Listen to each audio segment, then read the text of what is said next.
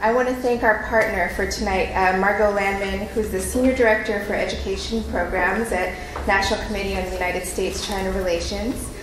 She is going to be introducing Scott tonight, who we're very proud to have here, and we're very proud to be able to feature his book.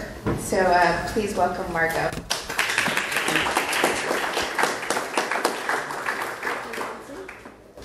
Thank you all for coming. The National Committee on U.S.-China Relations is delighted to be co-hosting this program with MoCA.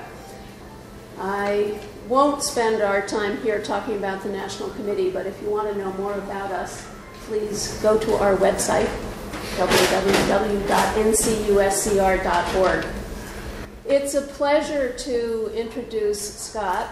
His and my paths have been crossing for about 30 years by now. He's a writer, historian, genealogist, retired, he claims, corporate executive, and a career China hand. When I asked him whether he had started studying Chinese in college, he said, "Oh no, I was an American history major." But maybe that's not quite such a leap to what he's doing now.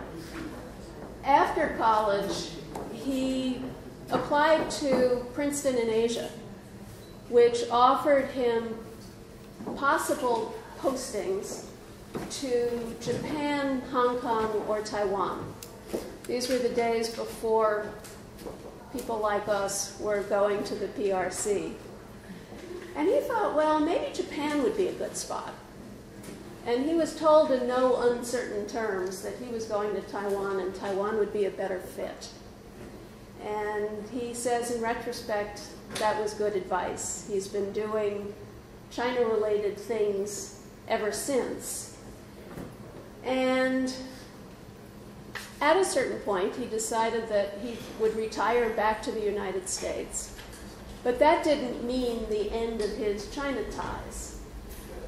He wanted to stay connected with China while based in Washington, and has created a wonderful niche for himself working on China, Chinese Americans, and Americans. And in Wong Chin Foo, and I'm looking up there at the characters, has discovered somebody I think he would describe as a Chinese American, and American hero. And I will turn it over to Scott to tell you why.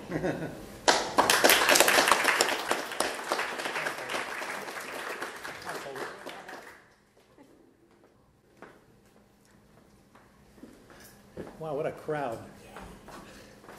Very exciting. I want to start by thanking MoCA and also the National Committee for doing this tonight. My relationship with MoCA is a little bit newer than my relationship with the committee. Margot and her colleagues, I mean, I had red hair when I first met them, and that was a long, long time ago. Let's see. I also want to thank Andy Xiao, who is going to moderate tonight, but I'll get to him in a minute. So I want to talk to you about two things tonight. I want to talk to you about this man, Wong Chin Foo, who he was, why I think he was a worthy subject for a biography, and what his achievements were. And I also want to spend a little time talking to you about some of the obstacles and the opportunities that I kind of stumbled on while I was working on his biography. I'll talk for about 20 minutes, then I'll be really glad to take questions, and that'll be Andrew's part of the program to moderate. So we're already on the second slide. Let's start with the first one. There we go. All right, America's various civil rights movements have all had their Susan B. Anthonys and their Martin Luther Kings, their Cesar Chavez's, their Gloria Steinems, but who can Chinese Americans point to? Here? Yeah, just put it in the stand. Just stick it in there, huh? How does that go? Doesn't want to go in. There we go. Is that okay? Can you hear me? All right? Yep. Okay. So who can Chinese Americans point to? The Chinese were egregiously discriminated against in this country in the late 19th and the early 20th century. But I'm betting that most audiences, maybe this is a different one because it's MoCA, but most people that I talk to can't name a single 19th century Chinese American leader. It's just a blank. And I really couldn't either when I first started this. But I'm here to tell you about one, and a man whose name was Wong Chin Foo, and he's someone, he was a fighter and he was a leader of the community, and I think he's someone of whom Chinese Americans, and really all Americans, ought to be justly proud for some of the struggles that he went through. Now, I first saw Wang's name on an internet list of the most prominent Chinese Americans. Literally, that's where I found him for the first time. And most of them were people like I.M. Pei and Maya Lin and Yo-Yo Ma and Gary Locke, or if you want to go back further in history, Anna May Wong, some of the earlier Chinese actors and actresses. But almost everybody on this list was a 20th century figure. And in fact, I would say probably most of the people on the list are still alive today. Wang was a standout because he was a 19th century figure, and he showed up on that list as a civil rights activist who was active against the Chinese Exclusion Act. Now, I had understood that the Chinese Exclusion Act more or less was brought down on the heads of Chinese in America, hapless Chinese who didn't do anything to help themselves through it. That it was just more or less a defensive crouch.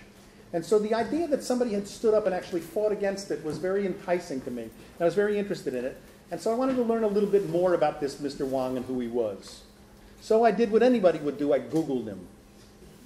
And the very first hit that came up was a 1998 piece in the Village Voice called 100 Years of Hell-Raising, The Hidden History of Asian American Activism in New York City. And it was written by somebody named Andrew Xiao, who I didn't know.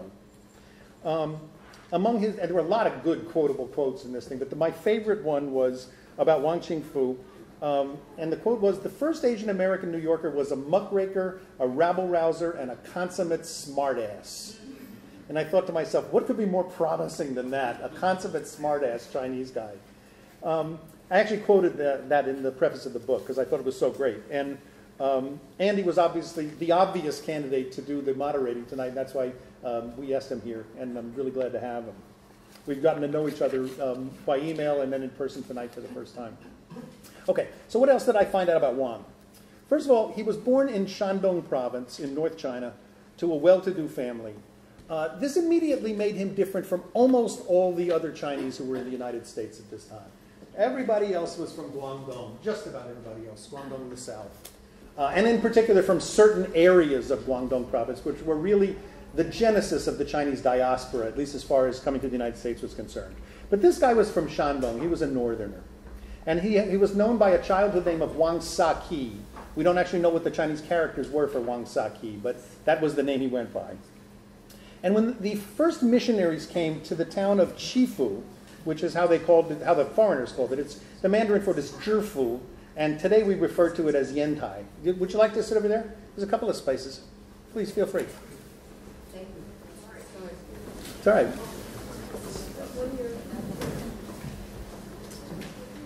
So what happened, this is 1860, the Opium War is over, the Treaty of Tianjin has been signed, and they open up several more ports to foreigners in China, including this particular one, Yantai. Wang's father had fallen on hard times. He was originally a wealthy tea merchant, he'd lost his money, and in 1860, he and his son, Wang Chin Foo, Wang Saki at the time, made their way up to Chifu, and they were begging for alms. They were poor at that point. And 1860 was the year the foreign missionaries came. And in particular, one foreign missionary was a Baptist missionary from Virginia, a woman named Sally Holmes. She was the first missionary to show up there. And Wang approached them and asked them to raise his son, the father approached them and asked them to raise his son because he couldn't afford to do it himself. He was elderly and he was poor. So Sally Holmes, this is the only picture we have of her, realized how bright he was. She took him into her home. It wasn't really an adoption so much as a foster home for him. She never spoke about him quite as lovingly as she did her own children, but she was good to him, and she educated him. And as of this, he was 13 years old when he went into her home, and that was the end of his Chinese education. Then he started to learn about Christianity, he started to learn English, and he really did master English. And Sally decided when he was about 20 years old that she would bring him to the United States to complete his education. And her idea was that he would learn more about religion. He was baptized. He became a Baptist in China. He would learn more about religion, and then he would go back to China to spread the gospel to the Chinese. This was one of the ideas the missionaries had in order to amplify their effect in China. And so she had him pegged as a preacher, and he sort of became a preacher, but not in any way she could possibly have imagined. Well, all right, he got to the United States, and he studied in 2 Baptist colleges. The first one was a school called Colombian College in Washington, D.C. This is his transcript. Colombian College was a Baptist school. It's the ancestor of today's George Washington University. It was located in a little different part of the District of Columbia, but that was the school.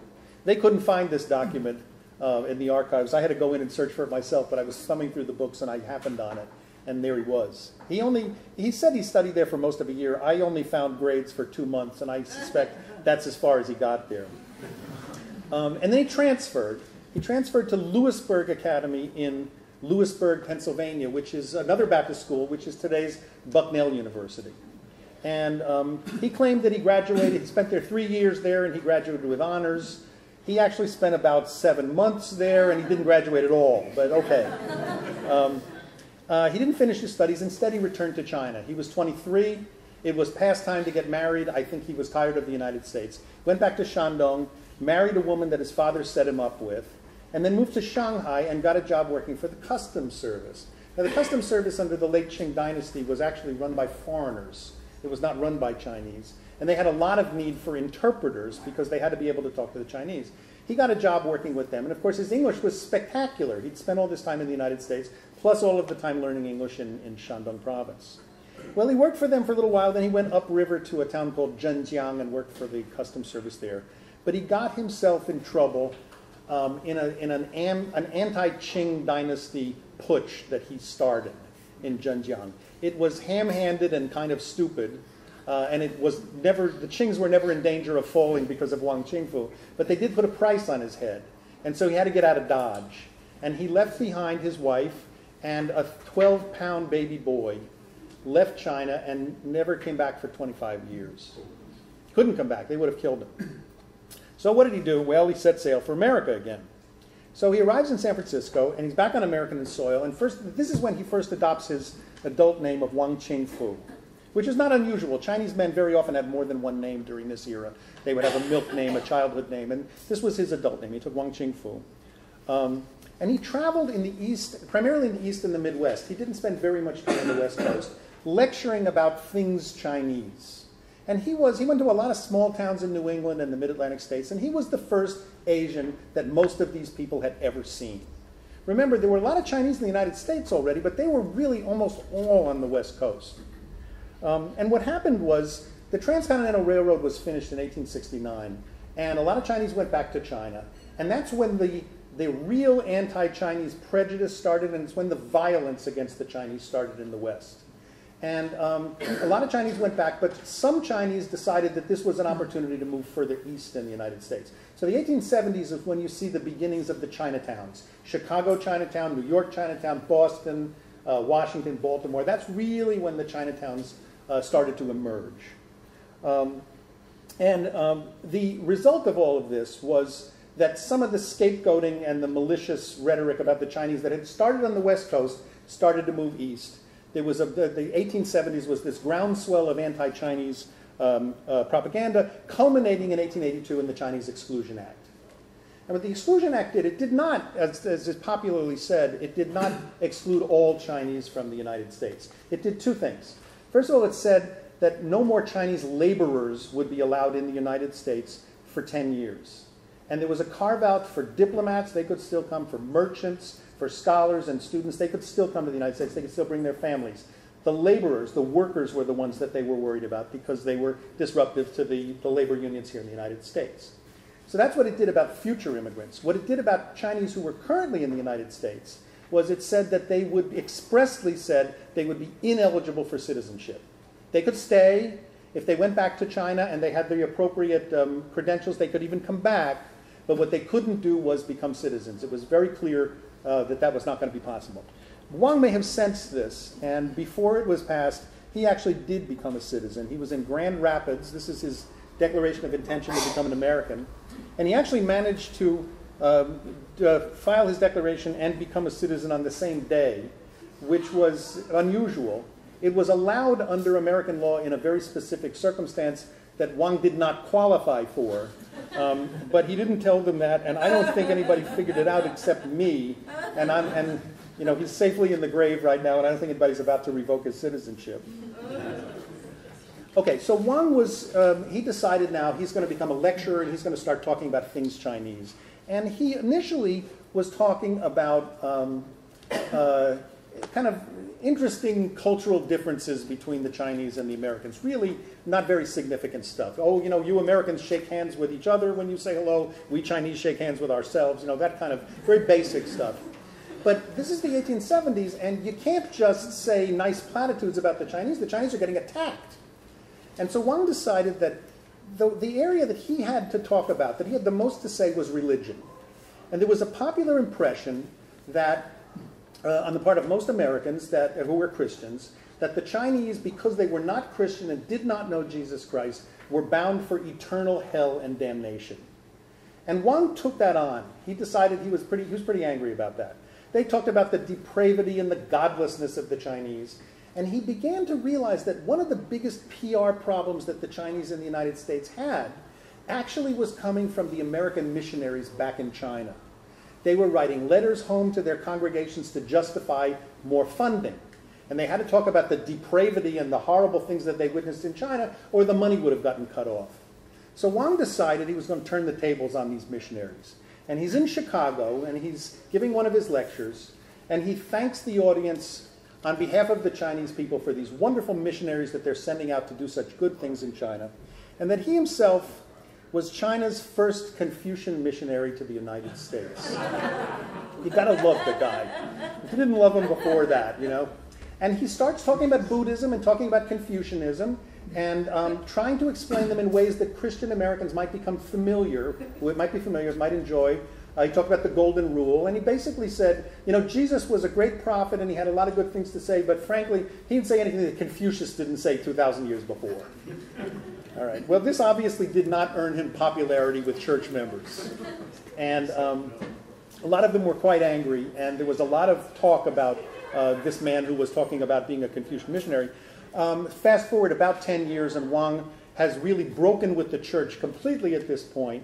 And he writes an article for a publication called North American Review, which was one of the leading intellectual journals in the United States in the late 19th century. And it's called, "Why Am I a Heathen?" And it was frankly much less a defense of heathenism than it was a full frontal attack on Christianity. And from then on in, they didn't have much to do with him. He didn't have much to do with them. Okay, it's 1880s, early 1880s. Wang settles here in New York, within blocks of where we are today. And in 1883, he launches the first Chinese language newspaper east of the Rocky Mountains. He does it here in China, in Chinatown. It's called the Meihua Xinbao in Mandarin, but of course nobody speaks Mandarin. It's the Meihua Sunbo in Cantonese. But the interesting thing about it was the English name for it. He called it the Chinese American. It's the first recorded use of the term Chinese American in American history. Wang was the guy that came up with it. And the paper didn't last very long. Wang was not blessed with financial acumen. He was actually a really lousy businessman. Everything he touched went bankrupt very quickly. So he ran out of money. But it raised his profile.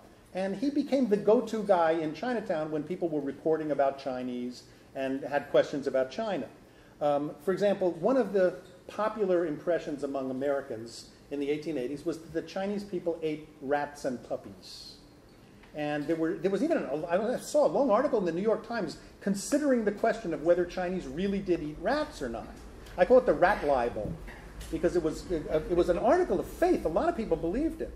So Wang famously offers a $500 reward to anyone who can prove that Chinese eat rats. And nobody took him up on it because nobody was eating rats. And he actually had a quote where he said, "I never really knew that rats and puppies were good to eat until I came to the United States. And I heard it from you Americans." He wrote lots and lots of articles in English in publications throughout the United States that were intended to demystify life in China and life in Chinatown. Here are some of them. Fashions in China, silk making in China, drinking tea, how fan tan is played, infant burial, how Chinese how Chinese laundrymen go into business, all these kinds of things. Americans were eating this stuff up. They didn't have any other real good sources of information from Chinatown. And Wang was sort of an interpreter of it, and he wrote beautiful English, so he was the obviously guy to do it. In one particular essay on Chinese cooking, he wrote for a publication called the Brooklyn Daily Eagle. We have somebody here who lives in the Brooklyn Eagle building. Where are you, Jerry? There you are. He was the first in this particular article on Chinese cooking to introduce chop suey to the American audience. First one who wrote about it. Okay, so the Chinese Exclusion Act, and here it is, the Chinese Exclusion Act, that's the actual act. It passes in 1882, and it enrages the Chinese in the United States. And Wang in particular decided it was time to get politically active. He went into politics. In 1884, he convened all the naturalized Chinese in the New York area. Now, mind you, there weren't very many of them, because you had to have naturalized before the Exclusion Act was passed in order to qualify to be in this little club. But he convened all of the naturalized Chinese in the New York area to form a political association. It was small, it never had a name, and it didn't last long. Not very much that Wang did lasted long. But it was the first assembly of Chinese American voters in American history. And there were several others that would come later, but this was the beginning of Chinese political activism in any kind of an organized fashion on the part of Chinese citizens, because remember, there weren't very many. But it was also something else. It was also a signal that Wang had begun to think about Chinese Americans in a different light from the other Chinese. That if you were willing to make your commitment to America, because most of the Chinese in the United States were here long enough to make some money, build up a nest egg, and then go back to Guangdong and then live a comfortable life in retirement and support their family. But Wang said, if you're willing to make a commitment to America and become Americanized, then you ought to be a citizen of the United States. But he was very clear on what his definition of Chinese American was. First of all, it meant dressing like Americans, not with these old Chinese robes that most of the Chinese of this era were wearing. Second of all, and very importantly, it meant cutting off the queue. The queue was the pigtail that Chinese were forced to wear under the Qings, under the Manchu dynasty. And it would be death in China if you cut your queue off. But he also said that they needed to learn English, that they needed to stop participating in vices that were more or less associated with the Chinese, including opium smoking, which was done here in Chinatown, gambling and prostitution. He kind of went after them as well. But what happened was, when he went after the gambling establishments and the prostitution establishments and the opium dens here in Chinatown, he was actually going after his own people, because these were in Chinese hands. And they were, in some cases, gangsters' hands. Okay? So Wang himself was putting himself in danger. And the highbinders, this was a term that meant essentially Tong members, Chinese desperados, I think it was translated as. There were several attempts on Wang's life at this point, and they were by other Chinese. So, you know, he wasn't very popular with the Americans. He wasn't that popular with the Chinese either at this point. But he was fighting a two-front battle. He not only had to convince the Americans that the Chinese were appropriate citizens, they were good people who would be worthy citizens of the United States. He had to try to convince the Chinese that there was some value in acculturating and becoming like these white people who were giving them such hate-filled messages. So he really was playing two games at the same time, and only had marginal successes here and there. Neither task was easy. Okay, so 1884, Wang decides to take on the most famous of America's Chinese critics. He was a guy named Dennis Kearney.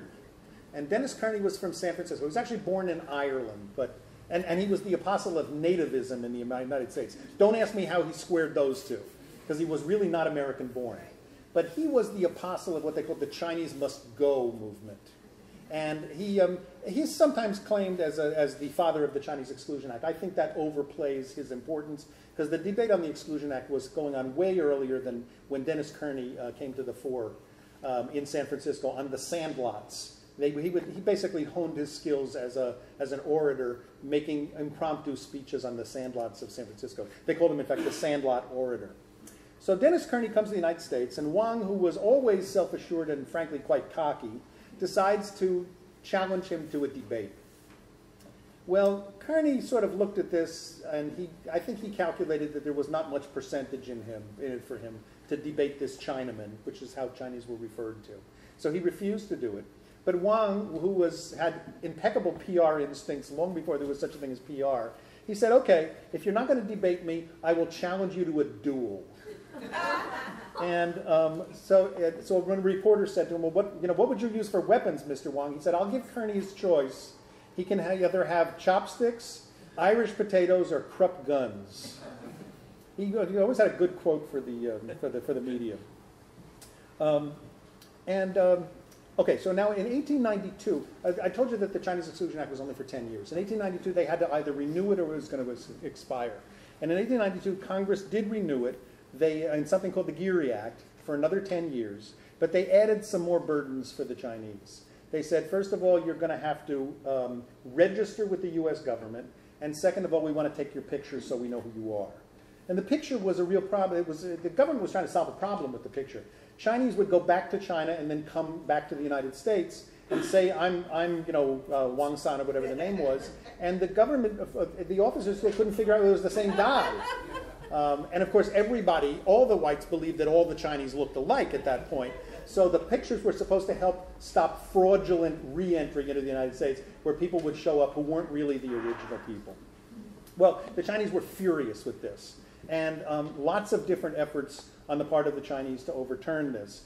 San Francisco, a group called the Six Companies, was trying to get it overturned by the Supreme Court. The Chinese government was lobbying the executive branch to do something about it, and Wang focused on the legislative branch. At this point, he said that he really only wanted half the Chinese Exclusion Act to be repealed.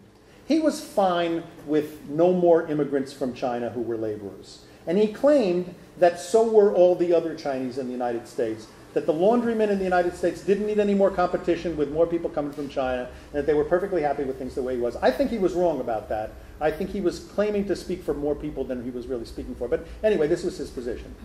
But what he said was, what really needs to get overturned here is the citizenship provision. It is simply not fair to say that Chinese can't be citizens, but everybody else can. And in the context, he set up a new organization. He called it the Chinese Equal Rights League, to get the law repealed. He set it up here in New York. And under the aegis of the Chinese Equal Rights League, Wang got an opportunity to testify before the Congress. He went down to Washington, testified before a committee of Congress. Mr. Geary himself, who had written the Geary Act, was there. And it's believed to be the first time that a Chinese ever appeared before Congress was Wang's testimony against the Geary Act. He, of course, failed. He was trying to get the same Congress that had passed the act to repeal half of it. That wasn't going to happen. Okay, so in the 1890s, Wang moves to Chicago, and he gets very active and pursues several causes simultaneously, none of them particularly well. When he finds out that the two political parties, the Democrats and the Republicans, refuse to consider putting platforms putting planks in their platform to repeal the act, he decides he's going to set up his own political party. So he does that. Here are the Chinamen who will found the party. He made an aborted attempt. He published 2 more Chinese newspapers in Chicago. He made an aborted attempt to establish a Confucian temple in Chicago, but not one for Chinese, only for whites. And he launched plans to overthrow the Qing dynasty from a South Sea island, and to establish a junta in Chicago that would rule China after the fall of the Qing dynasty. I think he was a little overworked at this point. And in 1896, he almost certainly met Dr. Sun Yat-sen, who was on a trip to the United States mainland. If you want to know more about that, ask me in the question period. I'll tell you why I think he did. Okay. Now, when it came to the end of Wang Chin Foo's life, I came up empty. There were simply no English language sources that talked about it. If you went to the Wikipedia article, it basically said, in 1898, this man fell off the face of the earth and was never heard from again. And nobody knew. I did an exhaustive search of English sources. I found 1 or 2 that said he had died, probably in about 1898, but there were no details. So what do you do when Google fails you? What you do is you Google in Chinese. All right, and when you Googled in Chinese, I came up empty until in the English sources. But basically, I found an article on the Chinese web, Wong Chin Foo, the Chinese Martin Luther King. And it was written in 2006. It was in a blog. And I traced it back to another blog that it had come from, and to another one, finally to the original publication in China that had published it. And it was written by a guy named Wang Fan. I think his name is up there someplace. Yeah, right at the beginning of the third line. And Wang Fan turns out to be Wong Chin Foo's great-great-grandson. So I thought, wow, I got to find this guy. Well, you go try to find somebody named Wang Fan who lives in Beijing. Not an easy task. But we did know something. We knew what the publication was that had originally run it. So I contacted a friend in Beijing, and I said, can you help me find Wang Fan? And they found the editor, and she had left, but she still had his business card. It took about 2 weeks altogether. And I got a phone call from this friend, and he said, guess what, Scott? He said, I just talked to Wang Fan on the telephone. He's as excited to meet you as you are to meet him. And Wang Fan turns out to be a historian. There he is. That's him on the left. That's his uncle on the right. This is taken in the United States last year when he came to visit me. Wang Fan is a historian, but he's a historian of the communist period, not the Qing period. He knew that his great-great-grandfather had been important in the United States. He doesn't speak any English, and he couldn't do any of the research himself. And frankly, most of the materials about Wong Chin Foo are in English. They're not in Chinese. So he was delighted to find me because I was going to do some of the scut work that he couldn't do. And he sent me some documents. There were 4 letters in particular that had been in the family for more than a century. And they were essentially the final letters written by Wong Chin Foo before he died. He went back to China to die. And the sad thing about it was that he died. He got back to China 25 years later, had a reunion with his wife and son, and then within about a month or 2 was dead. So it was a very sad life. A couple of other points I want to make. The book would not have been possible 10 years ago or 20 years ago. Wouldn't have been possible to do this kind of research. Most of my sources about Wang's life were actually American newspapers. There were not a lot of Chinese materials about Wong Chin Foo, but there were a lot of English materials. First of all, he was a writer, and he wrote something. I was able to tally about 140 articles over the course of 30 years or so that he wrote while he was in the United States. But they didn't all appear in the New York papers. A lot of them appeared in really weirdo papers, like from the Midwest. There was one from the Grand Forks Herald. I found an article, actually about him, not by him. The Decatur Daily Republican, the Postville, Iowa Review covered Wong Chin Foo. Now, even if I had known that these publications covered him, I wouldn't have known how to look or where to look, and I would still be hunched over a microfilm reader until I didn't have any more hair, let alone be read. And I still wouldn't have finished it.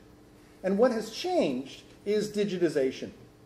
There's something called the National Digital Newspaper Program. The Library of Congress has a website called chroniclingamerica.com. And what they're doing is they're going back over old newspapers. Many of them are out of copyright newspapers. They're scanning them, they're putting through optical character recognition, and they're making them keyword searchable. I would never in a million years have known that the Postville, Iowa Review had an article about Wong Chin Foo, but I sat in the privacy of my study at home, not before a microfilm reader at the Library of Congress, put in a keyword, and boom, there it was. And in the process of doing this, I found more than 3,000 articles about Wong Chin Foo, which really formed a lot of the basis of my research. Now, my biggest heartbreak in the 2 years that I worked with Wong Chin Foo was that there was no photograph of him. And I looked under rocks for photographs of this guy. I really did. Newspapers didn't tend to run photos until the 20th century. It was about the year 1900 when they started to run photos. Before that, it was all sketches. The good news, and then I thought to myself, well, Wang Fan will have one because he's in Beijing, he's related to him. And Wang Fan said, Scott, he said, we did have one. And my father was attacked during the Cultural Revolution, and he burned it. Because you didn't want to be associated with an overseas Chinese, even a dead one, during the Cultural Revolution. So, and he'd never seen it. His father had seen it. So that was a dead end. There was, however, one wonderful image of Wang that appeared in Harper's Weekly in 1877. This was made from a photograph, and it was actually a photograph that was taken a few blocks from here by a photographer named George Gardner Rockwood, who was actually a big deal in the 19th century. He took pictures of American presidents. He had a studio here in Manhattan. And I contacted every single archive of Rockwood's photographs, but nobody had a picture of a Chinese man. This was done from it. This was a sketch that was made from the photo that's now lost. And fortunately for me, it was an evocative sketch. You really could see what the guy looked like. I think he looked really rakish in this picture. I really liked it. But it was all I had to go on. So we decided we'd put it on the cover of the book, which is where it is. And then we went on from there. And then in about November of last year, the book is already in page proofs. And I was contacted by Bucknell University, which knew about him. And they said, would you write an article about Wong Chin Foo for the Bucknell Alumni Magazine? And it would come out in the spring, same time your book comes out. And I thought, well, great, I'll be glad to do that. So I did. And in the process, I did a little bit more research on him, on his time at Bucknell than I had done before, because I wanted to write the article very specifically about his time on campus. And I wrote back to the archivist who had found his original transcript. And I said, would you help me with a little bit of fact-checking? Well, she sent me an email back with some attachments, and the first one I opened was a photograph of Wong Chin Foo. It was a second pass through the files that she uncovered it. And it said on the back of it, this is Wang Sa-ki. Father used to play chess with him. We don't know who father was. We don't know who sent the photo in. But it said Wang Sa-ki on the back of it, and that was enough to authenticate the fact that it was Wong Chin Foo. I'll show it to you. There he is. It was taken early in his life in the United States. Take a look at the queue, all the way down to the floor. Very exciting. And so I just about jumped out of my skin. I mean, here I knew this guy intimately, and all of a sudden there was a picture of it. It was very exciting for me.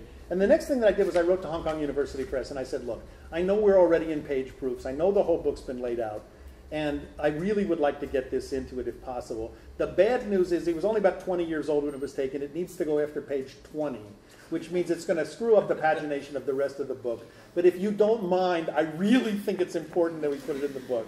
And they were very cooperative. They said, look, it's going to take us, it'll set us back a couple of weeks, but we understand why it's important. We're willing to do it, and we'll probably be able to put it on the back cover too. So that's what happened. But it doesn't end there.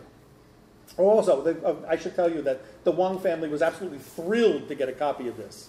But it doesn't end there. The Bucknell image proved to be the key to a couple of more images. I'm sure people in this audience know Jack Chen at NYU, a professor at NYU. And Jack, who was instrumental, I think, in the founding of the museum. Is that right? Yeah. Jack was in the Midwest visiting a friend of his who collects old cabinet cards and carte de visite of Asian Americans. And this happened in April of this year. And Jack said, Scott, he wrote me an email. He said, Scott, I'm not home, and I don't have your book with me, but I just saw a photograph in this guy's collection. It looks an awful lot like your Mr. Wang. And he sent it to me, and it was a dead ringer. It was very clearly Wong Chin Foo. And he said, well, guess what? That's not the only one he's got. Wow. And there were 4 more. They're not all in his collection. He bought them in different places, but we've basically taken 4 anonymous Chinaman photographs and authenticated them as Wong Chin Foo. And here they are for the first time. They didn't make it into the book, but here they are for you. They were all taken during the period of his life before he cut his queue off. So we don't have a picture of him in Western dress. This was in Washington, D.C. I dated it about 1868 because I know he was in D.C. in 1868. This one was in Ohio, I think Marietta, Ohio, circa. There should have been a date there. I don't know why there's not.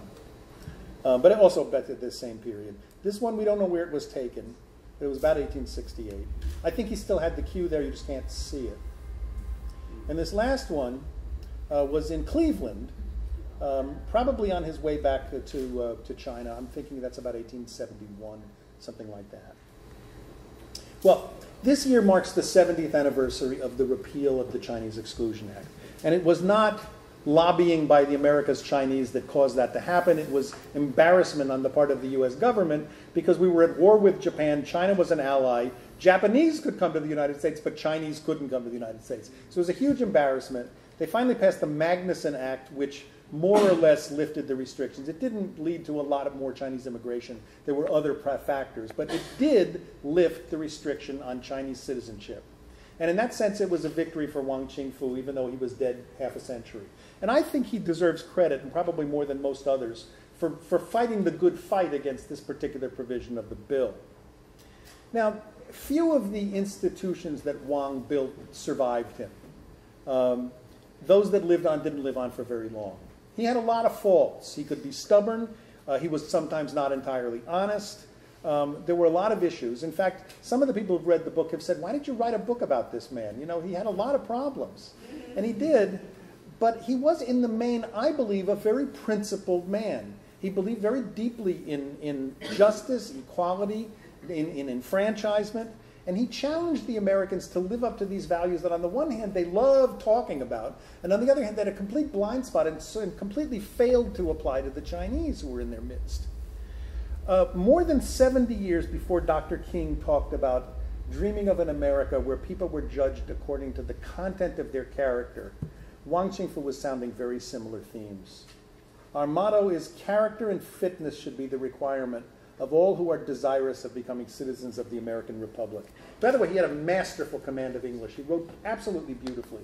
Lots of times I would just sit back and say, how the hell am I going to match that? You know? Well, Wang set the pattern for what he thought being Chinese American should be. That's more or less what it has come to be for a lot of Chinese Americans today. And I think he deserves to be remembered not only for envisioning this goal, but for the creativity and for the energy that he expended in trying to realize it. Finally, one more point. What qualifies this man as the first Chinese American? Where do I get off labeling him that way? And I think it's a good question. He was by no means the first Chinese to come to the United States. In fact, tens of thousands of Chinese came to the United States before Wong Chin Foo did. He was not the first Chinese to naturalize as an American citizen, although he was damn close. He was one of the first Chinese, but he was not the first. Young Wing was probably generally understood to be the first. So, and Young Wing would have been a good candidate to call the first Chinese American. So why do I call Wong Chin Foo the American? Well, basically because it was he who was most concerned with what this identity meant. He thought about it, he labeled it, he modeled it, he described it, he promoted it, and he really was obsessed with trying to figure out what that meant. And I claim that for him basically based on that. He was the one who was most concerned with it, and I think he deserves the title, and I decided that it was a better title than, gee, one of the early Chinese guys, you know, for the book.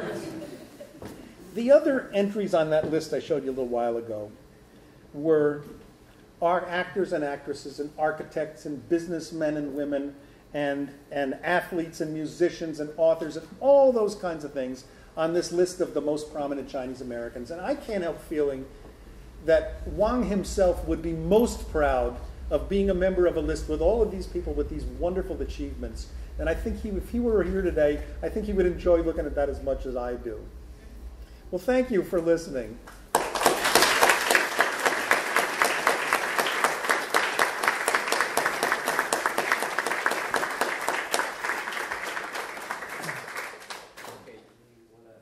Okay, sure. So this is our chance now to dialogue with Scott. And this is such a treat for me. One of the things that Scott he alludes to this but doesn't really say is that Wong Chin Foo is not only one of the great Chinese Americans, he is one of the great mysteries of Chinese American historiography. Right? So he blazed across the American scene, was undoubtedly the most famous Chinese American in 19th century America, and then he just falls into obscurity. For like 100 years, we knew very little about him, and until Scott got on the case, we didn't even know how he died, where he died. Huge episodes in his life. We knew nothing about his family, nothing about his private life. There's still very little, but Scott has done an incredible job of uncovering this person and restoring him to American history, and he is one of the great characters of American history. I mean, not only a wonderful civil rights leader, but a kind of crazy oddball. Yes. An eloquent spokesperson, but also just a raconteur and wit. And I really urge you to read the book, because one of the things Scott says in the book is quote voluminously from Wang. And his articles, his letters, his exchanges with various folks, his throwdowns with Dennis Kearney are amazing. They are incredibly eloquent, incredibly funny. In fact, Kearney himself is quite elegant in his racist diatribes. I mean, the two of them matched up against each other. Wow, it's an incredible, dramatic set of scenes. So this is truly an event in Chinese American history that Scott has broken through and found out all this stuff that we had thought was lost in the mists of time.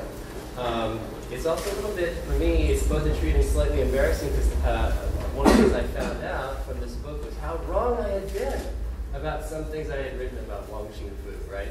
I had recycled a lot of the myths about him. You only made one mistake. It was a pretty big one. I mean, this is a case of like, print the legend. Right? For many, many decades, we had only a few really interesting stories about him, and we just retold them over and over again. So now there's a record, and it's a fascinating one. It's a really fun book to read, and I urge you to read it. So Scott is going to sign books, and we've run a little bit over time, so I'm going to be kind of strict about this and hold us down to maybe 15 minutes, maybe 20 minutes of questions. And then Scott will sign books upstairs, so you get to talk to him a little bit one-on-one. But let me start off with a question, and then I'll turn it over to the audience. Scott and I have talked about this a little bit, but I'm just curious to see what you'd say about this. At first blush, you're not, you seem like a kind of unlikely champion of Chinese America and of this Chinese American. So I wonder how you got interested in Wang, why you spent so much time, a couple of years, in intense research on this guy, and what your personal relationship is to this story. So you don't think that a nice Jewish boy from Newark should have written this book? I'm glad you did. Yeah. Well, when I first sort of found out about him, he was just such a compelling figure. I think it would have occurred to me to sort of stand aside and wait for a Chinese to figure it out, to write about it. I mean, it had been 100 years and nobody'd really done anything about it. And this is an area of real intellectual interest for me. I wrote a book previously called 3 Tough Chinamen, which was a biography of 3 lesser-known Chinese Americans from the 19th century. And I think that kind of gave me the confidence to tackle a figure like Wong Chin Foo. Because the guys that I wrote about, I more or less, exhumed and discovered. But Wong Chin Foo was known. People knew about him. I found an article here or there about him. Not just Andy's article, but some other ones. But no one had ever looked at his entire life and actually tried to catch him in some of the lies, to tell you the truth. Because he was really good at reinventing his own history. And so I just got a kick out of doing this. And he just seems such a worthy figure for a biography. Someone who'd done a lot of important things, even though he was not remembered. I mean, just about right after 1898, you don't find any more mentions of him in the newspaper. He really went into obscurity. And it felt like the right thing to do for the guy, to bring him back to life, because I think he deserved it. Well, I think you really do bring him back to life. I mean, for example, the kind of contradictory fullness of his character, I think, comes out. One thing I wanted to ask you about, you mentioned that there's some rough edges to Wang. He was not only loose with the truth, but he was a great champion of equality, and he spoke in incredibly prescient terms about that. But at the same time, he was hugely controversial, not only with racists or with folks who wanted to exclude or discriminate against the Chinese, but with Chinese people in the United States. And he had a lifelong enmity against the Cantonese, and a particular idea of what an acceptable path to assimilation or acculturation was. Talk a little bit about that. Well, the interesting thing first of all, he was a racist. But everybody in the 19th century was a racist. Everybody had ideas that people should behave certain ways because they belonged to certain groups. Wang had no good words to say for the Irish, but the Irish were among the tormentors of the Chinese in the United States. He also didn't, I won't say he didn't like blacks, that's not quite fair. He said some derogatory things about blacks, always in the context of why the hell should these people be citizens and we can't? And a lot of Chinese felt that way. But he had particular enmity for the Cantonese. This is a true statement. And yet, the people he was fighting for were the Cantonese. There wasn't anybody else here. But he had the prejudice of northern Chinese against the Cantonese, which they returned with interest, as far as I can tell when they looked at him. The Cantonese in the United States, for them, the relevant distinction was not what part of China you came from. It was what part of Guangdong province did you come from? Are you Seiyup or are you Samyup? And which particular county are you from? That's really what meant something to them. And what kind of dialect somebody spoke. This guy could have been from Mars as far as they were concerned. He was from North China, he was Mandarin speaking. He didn't feel very much like them, but yet he was Chinese, and he wrote Chinese. And so I think they had as much suspicion and doubt about him as he did about them. The paradox here is that he fought very hard for whom? For them. Because they were the only ones to be fighting for. I don't think it was incompatible to be racist and also to be interested in enfranchisement. And certainly he didn't seem to think that there was any problem with it at all. Don't you think there was also kind of a class component? Yes. Right? Like he, after all, Kearney was the great tribune of the unwashed, and his party was called the Working Men's Party. And Wang was pretty snotty He was. about poor Chinese. That's right. And in fact, when Western reporters, American reporters were writing about him, and they referred to him as the Mandarin, they often referred to him as a Mandarin. He never corrected anybody. This guy was as far from a Mandarin as I am, okay? In fact, the Qings would have killed him if he'd shown back up in China. But he definitely was class conscious. He talked about the Cantonese as a lower class of Chinese. In fact, at one point, the very end of his life, before he went back to China, he was involved in a fair in Omaha, bringing in some Chinese to essentially an exhibit, like a World's Fair. And he said, in promoting it, he said, I'm not going to bring in rabble from Canton, from Guangdong. I'm going to bring in the higher class of Chinese from Shandong, who will show the Americans that Chinese are really worthy of being citizens. So I think he confused, first of all, class and geography. But, you know, it's a prejudice that you could probably find today in North China, too. I think probably just as much as you could find 100 years ago. Okay, I could ask you another questions, but since we don't have much time, that's Is it possible that Wong Chin Foo knew of Wong Kim Ark, who basically established the fact that if you're born in the U.S., you're an American citizen by birth? And was there any correspondence between them? Wong Kim Ark was 1896 or 1898, do you remember? 1898. Yeah, unlikely. Wang was back in China. Oh, he's back in China? Yeah, he was just back in China in 1898, and he died in 1898. Now, was Wong Kim Ark Cantonese, or was he Mandarin? Cantonese, as far as I know. Cantonese. Yeah, the Wong Kim Ark case was the one that established that Chinese who were born in the United States were citizens, whether anybody liked it or not. He was American born. He went to China. When he came back to San Francisco, they wouldn't let him in because they said, you're a Chinaman and you can't come into the United States. He said, what do you mean I'm a Chinaman? I was born in San Francisco. And he stayed in incarceration and sued the U.S. government, and the case went to the Supreme Court. And the Supreme Court basically said, what part of the 14th Amendment didn't you understand? It says if you're born in America, you're born in America, you're an American citizen, end of discussion. And that settled that matter. It also ushered in the whole era of the paper sons, because after the earthquake in San Francisco in 1906, people were saying, oh, I was born in America, and you can't prove I wasn't born in America, because there aren't any more records here in San Francisco. But I don't think Wong Chin Foo probably knew about it, because I think it was just a little bit too late for him. It did settle the matter, but you know there have been attempts to repeal that in this recent round of anti-immigrant policy. Well, there's lots of parallels between the exclusion period and what we're going through now. Yeah. When traveling around the country, he was obviously selling tickets to his speech. What kind of a lifestyle did he have in this country? When he was speaking, did he dress in Western suits, or did he always maintain native costumes? At the beginning, he maintained native costumes because it was part of his shtick. It was part of the act. He showed the robe of the Emperor of China, wherever the hell he got that, I don't know. He would show a little woman's slipper to basically show about, bound feet and stuff.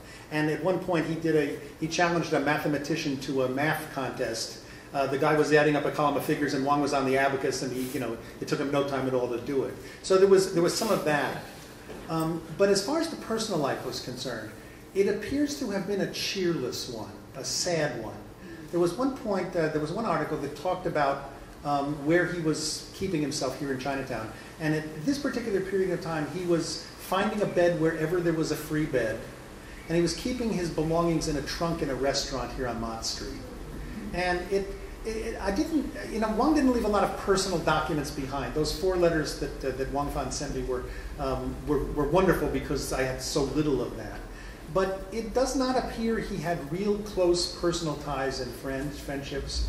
I do know of a couple of liaisons he had with women, none of whom were really very appropriate. He had a wife in China, but hadn't seen her for a while. There was one prostitute, and there was one who was somebody else's wife. But it appears to have really been a sad and very lonely personal life. And he didn't seem to mind. what he would say was, money's not important to me, these things are not important to me, I'm working for the future, I'm working for my causes. And that's how he would have talked about it. And it's also with the language, because he spoke Mandarin, or the northern dialect, whereas other people spoke different dialects of Canton. Well, he claimed he understood Cantonese, and he would sometimes was called to interpret in trials. And apparently there was one trial that he interpreted in. They brought in somebody to impeach his interpretation. And it was a white guy who had grown up in Guangdong. And the guy filled a notebook with bad translations. Wang was not above inflating his capabilities. At one point he said he could speak Japanese and Korean too. And there was just no way he could speak Japanese and Korean. You said you were going to address his last name, Wang? Okay, I'll be happy to talk about that. This is the only example of Wong Chin Foo's signature where he used the correct character for his surname. There are about a half a dozen other examples I found where he was referred to as Wong Chin Foo, with a character for yellow for his surname instead of the character for king. Now in Mandarin they're pronounced differently. One of them is Wang, and one of them is Huang. But in Cantonese and in Toisan dialect they are homonyms. They're both Wang. And I couldn't for the life of me figure out why he changed it and for the rest of his life signed it with what his descendants tell me was the wrong character. It is not their family name. And I have a theory about it, but I can't prove it. And the theory is that this particular character, Wang, is very common in North China. It's almost unheard of in Guangdong province. But the yellow character, Huang, is very common. And if you lived in Chinatown in the 19th century, you needed to belong to a lot of organizations because you needed to call on help from people, these mutual aid societies. And one way they organized these mutual aid societies were through surnames. There was the Moy Family Association, the Lee Family Association, and every Chinatown in New York had a Huang Family Association. I think he needed the affiliation, and so he decided it wasn't a very big stretch to use Huang instead of Wang. And the other piece of evidence I have to support that is that when he was sometimes called to other towns, to Detroit or to Chicago, to help a Chinese who was in trouble, maybe with the court system, etc., it was very often people named Wang who were doing the calling.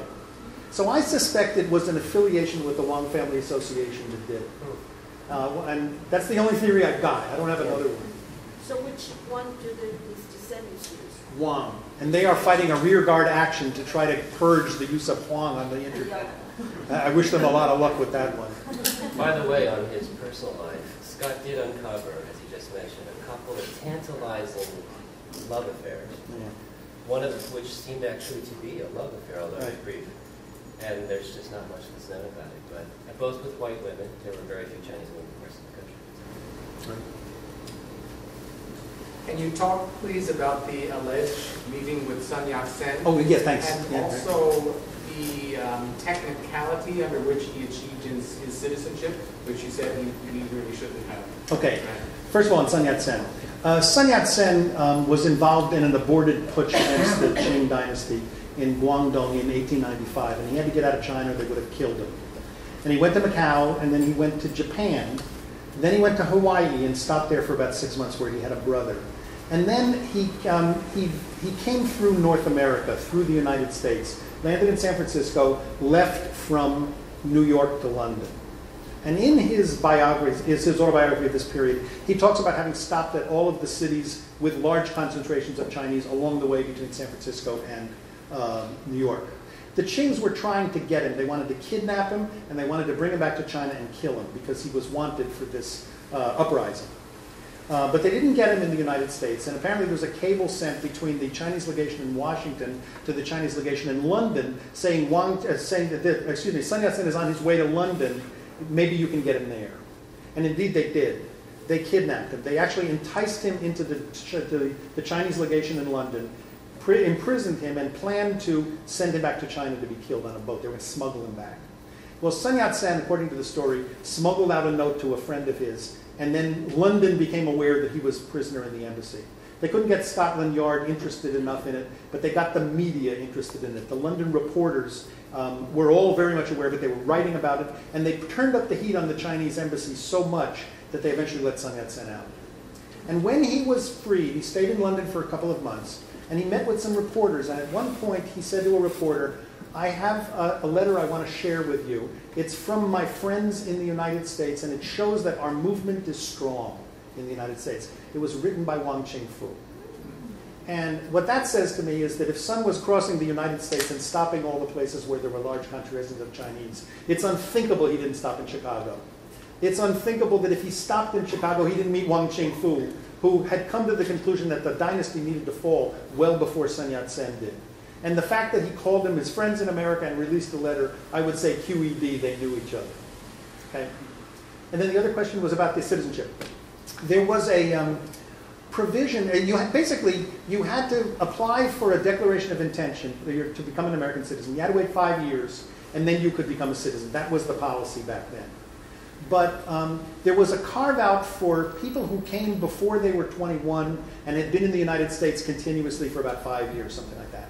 Wang qualified in neither way for that exception.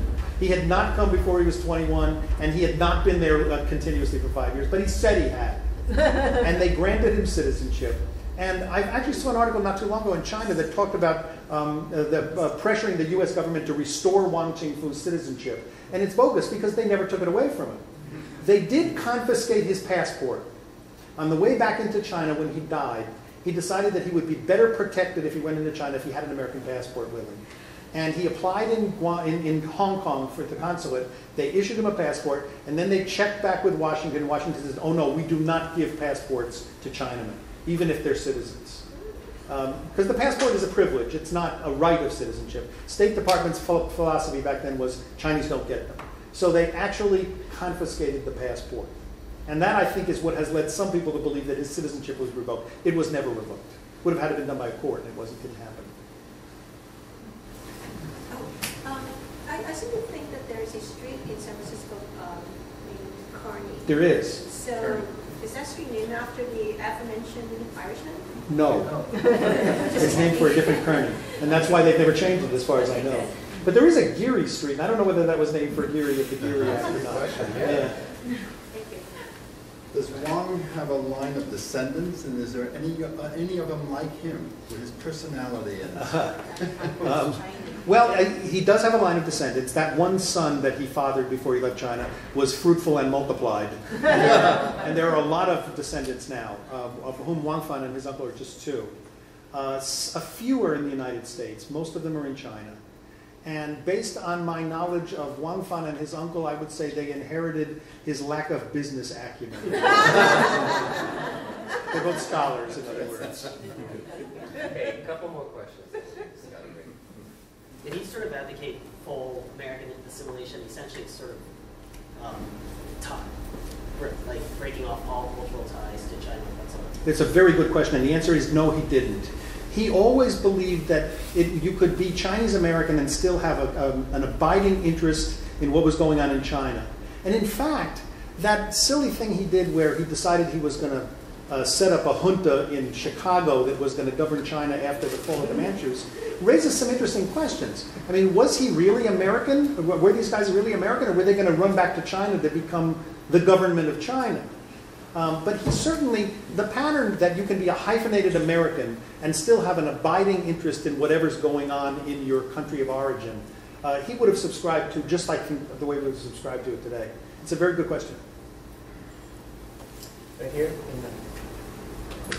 Do you know, why did he decide to go back to China?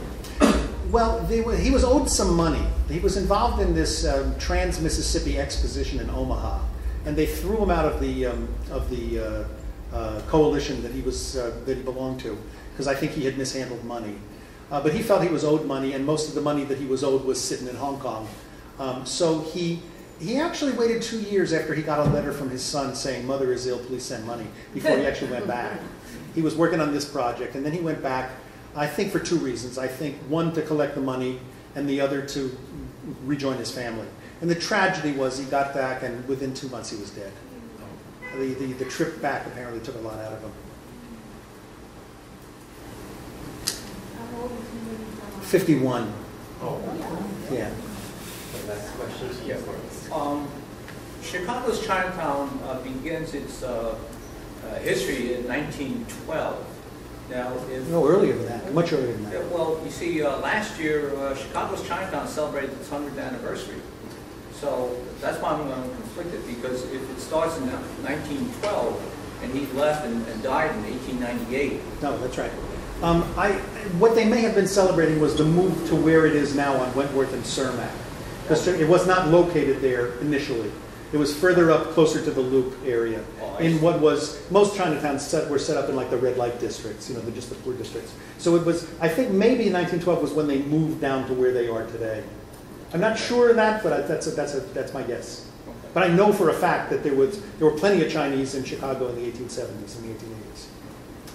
Okay, I'm sorry, I'm going to have to draw this to a close to get Scott upstairs.